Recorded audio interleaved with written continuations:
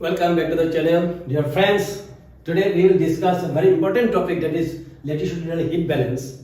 And before to discuss about this latitudinal heat balance, at least we should know, or we should have some idea, little bit idea about what is heat balance or what is earth heat balance. Actually, according to earth heat balance, as we know, the incoming solar radiation and the outgoing solar radiation दो होता है ना, जो सन से आता है short wave में, कहाँ आता है? Up to the earth surface. इसको क्या बोलता है? Incoming solar radiation. Okay, and इसको कौन फॉर्म में आता है? Short wave solar, SSR, short wave solar radiation.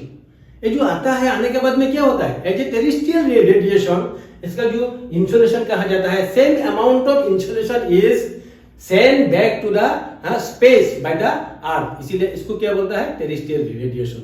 सो हम लोग अभी ऐसा बोल सकता है, there has been keeping a balance in between the incoming solar radiation and the outgoing solar radiation, and this is the main, इसको क्या बोलता है? मेन मंत्र है ये हीट बजट का मेन मंत्र. जितना आता है फिर इतना बिल्कुल इतना चला जाता है, इसीलिए हमारा अर्थ वार्म नहीं होता है.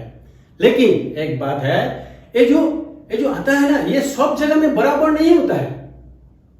मतलब मान लो इक्वेटर में जितना सोलर एनर्जी आता है, same amount of solar energy equator से क्या नहीं होता है? एस्केप नहीं होता है या सेंड बैक नहीं कर पाता है. कोई जगह पे इसीलिए क्या होता है, ये जैसा कोई जगह पे ये क्या होता है? Energy surplus.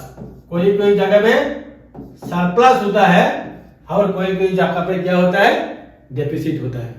इसका कारण क्या है? इसका कारण है, एज यू नो, अगर ये ग्लोब देखा जाए, इसमें आप लोग को ये पता है शायद, इसमें क्या होता है? ये इक्वेटर होता है. इक्वेटर में always sunshine falls vertically on the equatorial region, and when we will move toward the poles, both the poles, अगर यहां से हम इधर नॉर्थ पोल का तरफ जाएगा, यहाँ क्योंकि और मान लो ये साउथ पोल का तरफ आएगा, तब क्या होगा?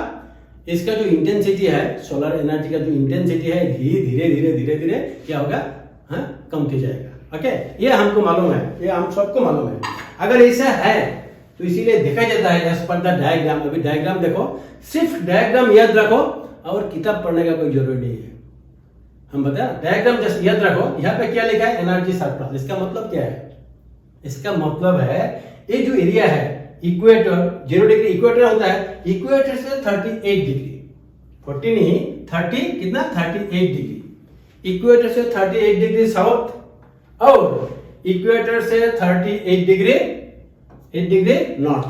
ये जो एरिया है, आप 40 भी ले सकता है, इतना खास बात नहीं है. ये जो एरिया है, ये एरिया में क्या होता है? सोलर एनर्जी क्या होता है? It falls vertically.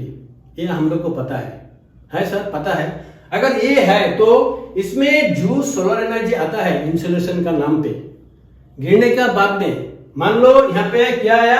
मान लो 60, यहाँ पे मान लो कितना आया? 100 आया. मान लो यहाँ पे कितना आया?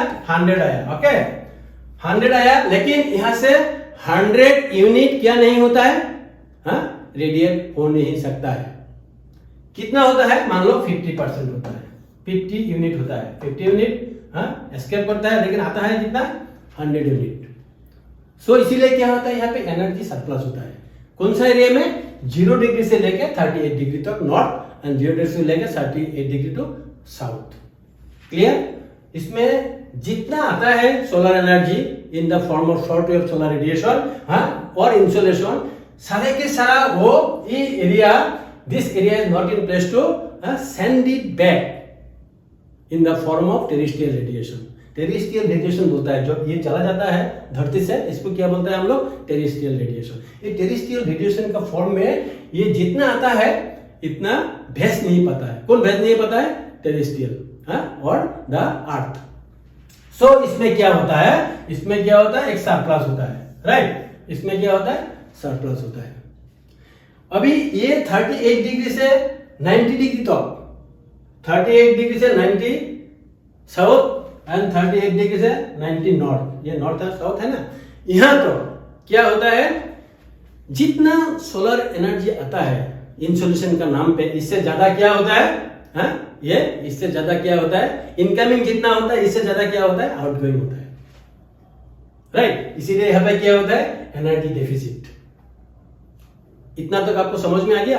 यहाँ पे एनर्जी सरप्लस होता है, क्या होता है, जितना आता है इनकमिंग इससे कमती ये भेज पाता है स्पेस में, थोड़ा इधर रह जाता है, इसीलिए यह क्या होता है, एनर्जी सरप्लस। यहाँ पे एनर्जी थोड़ा सरप्लस हो जाता है, और यहाँ पे जितना इनकमिंग आता है इससे ज्यादा आउटगोइंग चला जाता है, तो इसीलिए क्या होता है, यहाँ पे एनर्जी डेफिसिट होता है। अगर ये है, ये सचमुच सही बात है, अगर ये है तो आप सोचो, तो अगर ये है तो यहाँ पे एनी टाइम एनर्जी सरप्लस होकर रहना था और टेम्परेचर बढ़ के जाना था ना। The temperature has been increasing progressively in this region because हर डे यहाँ पे क्या होता है, एनर्जी सरप्लस होता है, और यहाँ पे क्या होता है, एनर्जी डेफिसिट होता है। लेकिन शायद ऐसा बात नहीं है, ये यहाँ पे there has not been progressively increase the temperature, जो कि यहाँ पे डेफिसिट भी नहीं होता है। इसका कारण क्या है, इसका कारण है ये जो हमारा जो अर्थ का सिस्टम है ना, यहाँ में जो यहाँ पे जब टेम्परेचर ज्यादा होता है, धरती के लिए गिरता है टेम्परेचर, तो क्या होता है, यहाँ पे लो प्रेशर होता है ज्यादा, यहाँ पे क्या होता है, हाई प्रेशर होता है। इसके वजह से क्या होता है, जब high pressure low pressure create होगा किसी एक जगह पे, प्रेशर का इधर उधर होगा, तब तो क्या होगा, विंड ब्लो होगा, हवा का क्या होगा, क्रिएट होगा, ओके। और इस तरफ और क्या होगा, ओशन करंट का क्या होगा, ओशन करंट भी उधर जन्म लेगा। तो इसीलिए due to this creation of ocean currents and wind system क्या होता है, यहाँ का हवा इधर आता है, यहाँ का ऊपर से चला जाता है, जाके there has been keeping a balance in between this energy deficit and the energy surplus region latitudinally, that is 90 degree polar region, this is equatorial region. ये दोनों रीजन का अंदर में क्या होता है, ये जो सरप्लस और डेफिसिट है ना, ये दोनों का अंदर में क्या होता है, एक मिक्सिंग हो जाता है। किसका मिक्सिंग होता है, टेम्परेचर का।